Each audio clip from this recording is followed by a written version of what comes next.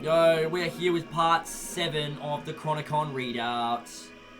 Archaix.com, make sure you get on there and check out Jason's ever extensive work. Absolutely astonishing stuff. This is going to take a long time. I had a little brush through, and yeah, but I'm not going to stop until it's all read. We could be looking at hundreds and hundreds of parts, but it's going to be great.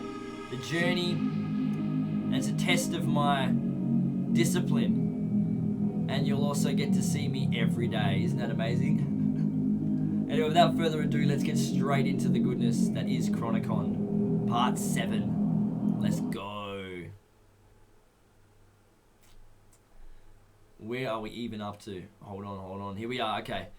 After extensive research of the biblical records, the Book of Jasher and Assyrian eponyms chronologist Stephen Jones in his Secrets of Time published that this year, 3895 BC, was year 1 so highly regarded by the ancient world.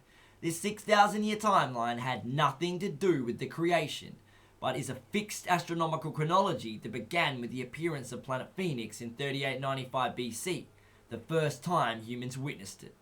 And it ends in 2106 AD, when planet Nibiru exits the solar system. The geometrical framework of world history unfolds within the parameters of the visitations of these two intruder planets. 3880 BC. According to the ancient book of Jasher, Cain and Abel were twins, Cain slaying Abel when they were 15 years of age. This story immortalized the worldwide legends of the twins always at war with one another. By this time, Chiva, Eve, had 2 or 3 more children, daughters. Abel was the firstborn and first murdered human, foreshadowing the atonement of the Messiah in the person of Christ, also called Shiloh. This was 3,880 years to the start of the Anno Domini calendar, which is the year of the Lord, and the geometrical value for Shiloh comes is 3880. 3765 BC. As humankind rapidly multiplies, Seth is born, chosen by God to carry on the messianic bloodline and be the future patriarch of the Sethites who construct the Great Pyramid complex at Akuzan, Giza. Adam and Eve had many other children. 3757 BC. Planet Phoenix passes through the inner solar system on its 138-year orbit of the Sun on its way back to the Kuiper Belt. 3725 BC. At 40 years old, Seth begins ruling over the Adamites, establishing a kingdom.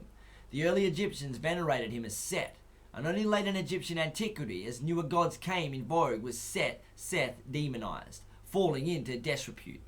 The Sethite kingdom and center of pre-flood civilization was in Egypt. 3671 BC. The Jewish calendar begins from the years that have passed since the counting of years began. This was the 54th year of the reign of Seth. This calculation could be the result of a rabbinical error, or Seth could have instituted a calendar in his 54th year. There is calendrical evidence that this begin date for a timeline was intentional. 3619 BC.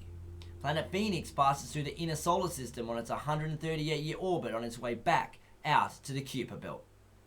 3615 BC. Mankind begins falling away from the teachings of Seth and Adam, beginning to worship the creation rather than the creator. This completes 7 generations, a generation being 40 years. Prior to this time, there was virtually no strife or crime, and this period is remembered in the Japanese way of the gods' traditions. The account is recorded by Josephus in Antiquities. 3530 BC. Canaan, son of Enosh, begins ruling the Adamites at age 40, ending Seth's reign of 195 years. Canaan is wise and knowledgeable, famous for his power over spirits and demons. He was troubled by a premonition, a future disaster, the drowning of the entire world. 3499 BC. The Anunnaki planet Nibiru enters the inner solar system for the first time in human memory, emerging from southern space to begin its 60-year pass north of the ecliptic plane to finish its 792-year orbit. Nibiru is inhabited. 3481 BC. Planet Phoenix passes through the inner system 18 years after Nibiru passed over the ecliptic in the inner system. Both planets travel along the dark star's ecliptic between Venus and Earth. Phoenix continues on its 138-year orbit back into the Kuiper Belt. This is the 49th year of the reign of Canaan. 3468 BC. Chinese traditional date of the birth of a prophet named Fuqi, who foretold of the coming of a savior. The anachronism may refer to Enoch, who was born 195 years later. We're going to stop it there, and we will be back with more of the goodness tomorrow.